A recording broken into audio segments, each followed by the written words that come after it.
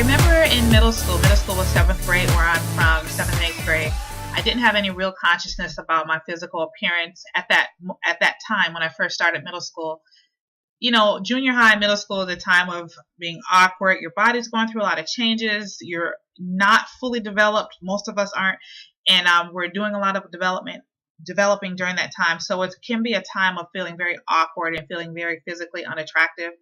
But at the time when I started, I didn't have any real consciousness of my beauty or lack of beauty or whatever. I didn't really care until I began being teased on the bus by another boy that went to my school. He teased me because of the size of my nose. He told me that I had a big nose, and he came up with the nickname Nozo for me. So every time he talked to me, it was always Nozo this and Nozo that. There was a clown on TV in the Chicago area. It was Bozo the Clown, and the nickname Nozo was a spinoff off of Bozo the Clown, which of course has this big red nose. So this became a very horrible experience for me because all the other children started teasing me that way. Even when he left, he was a year older than me. Even when he left, that my 8th grade year, they still teased me about the size of my nose. So I felt very physically unattractive. I felt very ugly. And this carried on throughout basically the entire part of my teenage year. When I got to high school, of course, you're a little bit more developed then. You're a little bit more further along in your physical development.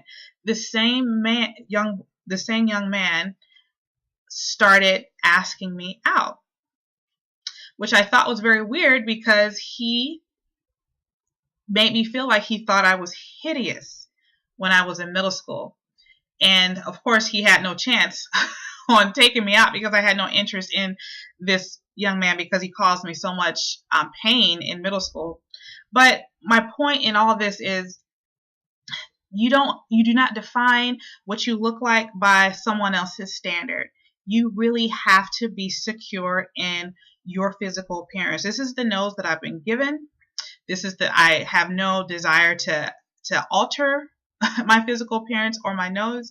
And the nose that I have contributes to what I believe is physical beauty for myself. And it is what it is. And I have to be satisfied with it. And I have to be secure about it. Something funny that even after when I was an adult and even after all this happened, this was still an area of insecurity for me. And I remember telling this to my husband. And when I was telling him, he was looking at me like, I don't even understand what you're talking about. And he told me, I have never looked at you or looked at your face or your nose, and I've never seen anything but beauty. I've never seen anything that needed to be changed or altered. And I want to encourage you girls out there, especially girls that desire marriage and desire relationship. The guy that is there for you, he will see and recognize the beauty that you have. He will identify with your physical beauty, and that will be his standard of beauty. And that's really all that matters. Who are we trying to please? Who are we trying to impress with our physical appearance? The one that we should be impressing is ourselves. We need to love what we look like. We need to love who we are. And it doesn't matter what anyone else says about what we look like if we are secure in our beauty. Beauty comes in so many different forms. It is not the standard of our Hollywood images and magazine and media images that we see. That may be what we see, but that is not the standard of beauty we need to be measuring up to. We all look different. We all have different features, different shapes, different sizes, and that is not by accident. That was very intentional.